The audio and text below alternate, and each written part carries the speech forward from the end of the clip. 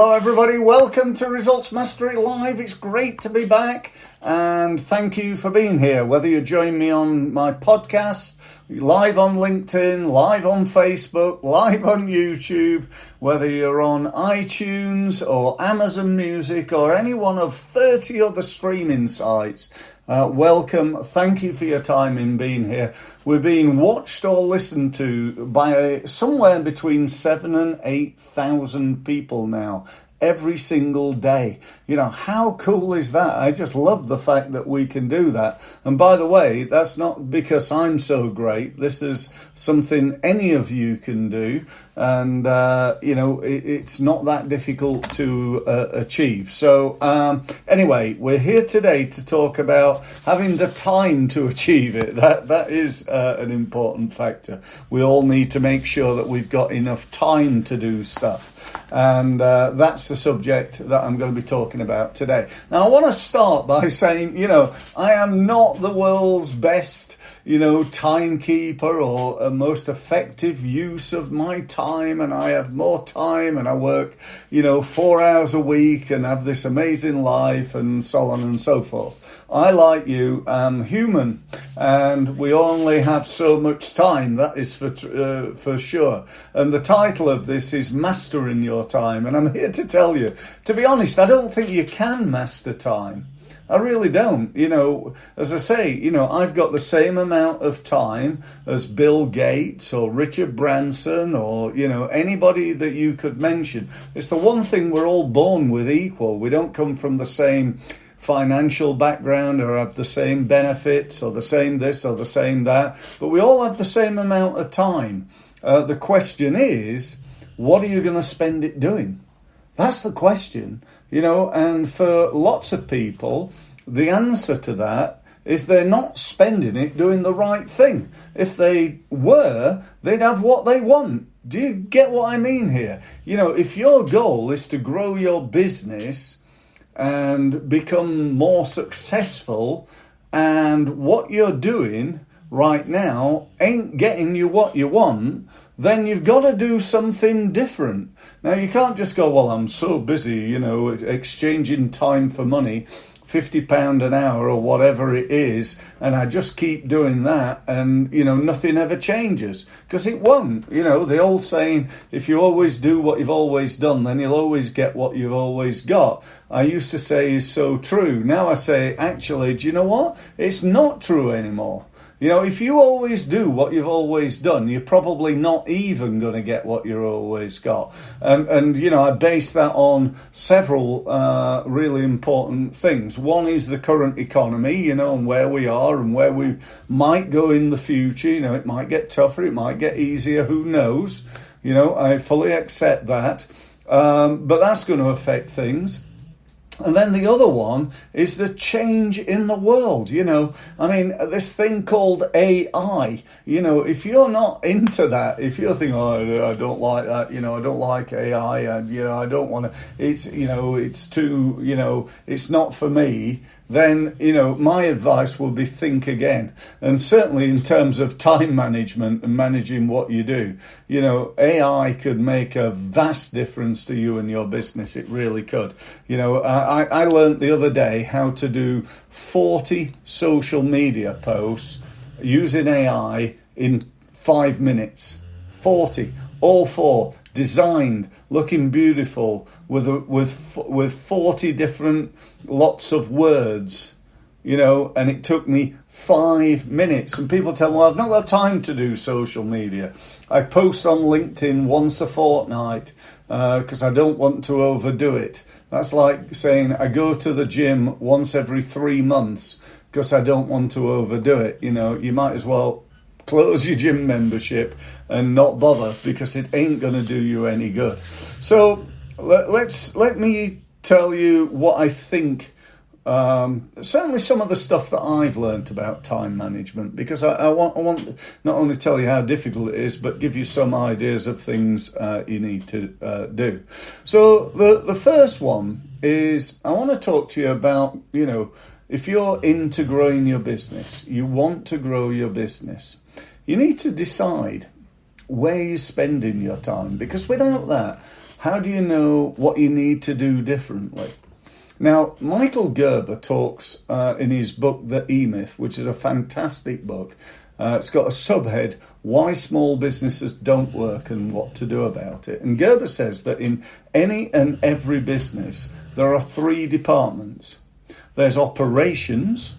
You've got an operations department. That's where you do the work, whether it's cutting grass, doing accounts, coaching someone, HR work, repairing cars, whatever it is your company does, that's done under operations, right? The operation of the business, doing the work that the business does.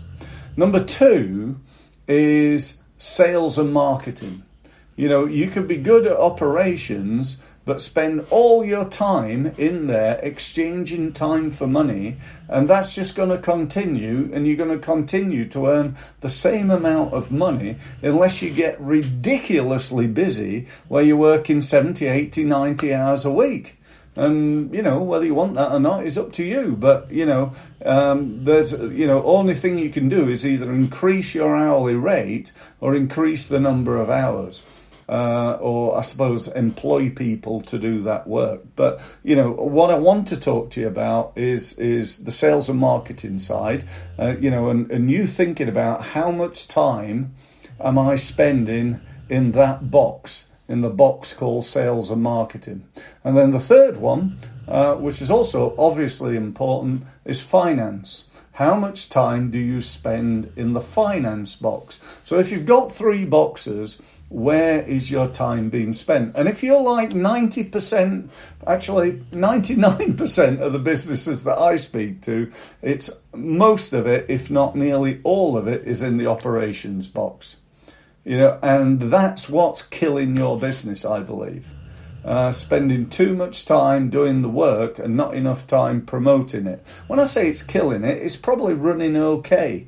And if you want okay, that's fine. Keep running it. Don't change anything. But if you want to grow your business and you're serious about doing so, then you've got to do something different. And it starts by understanding, are you spending enough time and effort in the box called sales and marketing? Another name for that box is business growth. Are you then spending enough time in the box called finance?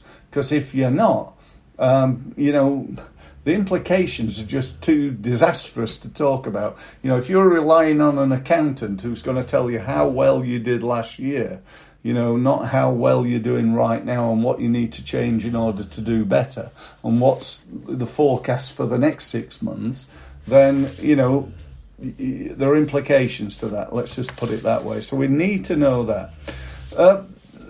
So think about where you're spending your time. Another way of thinking about where you're spending your time is this.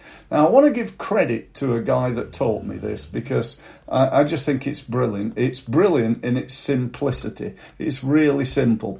I was taught about this by a gentleman that I spent a long time listening to over many, many years. And probably about, 10 years ago, we met up, we got on great, we've become good friends. I've been on his training programs, I've bought his programs, and he's a gentleman called Peter Thompson.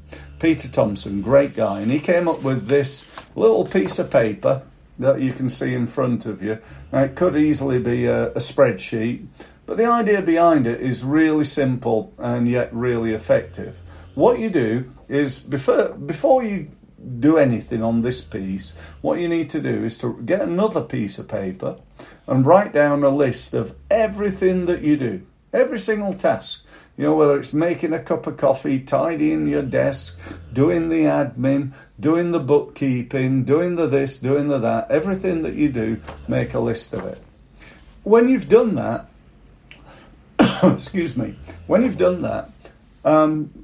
produce a piece of paper like this, and on one side you're going to write £10 tasks, in the middle you're going to write £100 tasks, and on the right you're going to write £1,000 tasks. And what you're going to do then is to put your previous list, the list of everything that you do, into one of those boxes. And your job is to stop doing the £10 tasks, these over here.